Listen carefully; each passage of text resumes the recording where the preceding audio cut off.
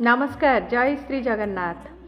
आमे आज आसीचु आमर कपिलास पाखरे थिबा साई मंदिर को साई बाबा मंदिर रे गोटे जगह अच्छी बाणलिंग से जो एरियाटी अच्छी आम ए आसिक से अच्छु मु आपण मानक दर्शन कराऊँगी।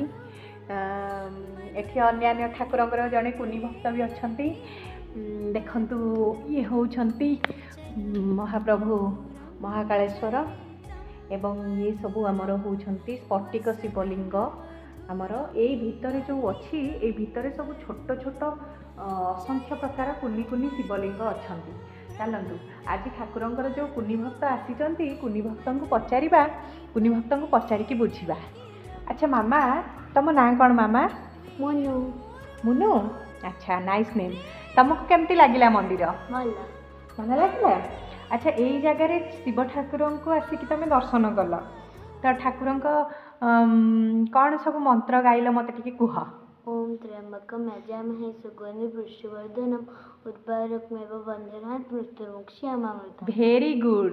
एथिरु देखंतु बंधु माने से कुन्नी छुआटे केते सुंदर भाव में शिव ठाकुरंकर मंत्र त्रयंबकम यजामहे मंत्रटी कहीदेला।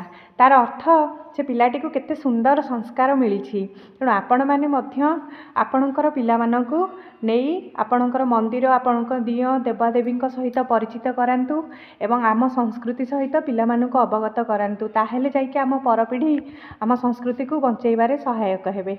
धन्यवाद। पुणी एक नुआ वीडियो नहीं पुणी थरे आसबी। Thank you.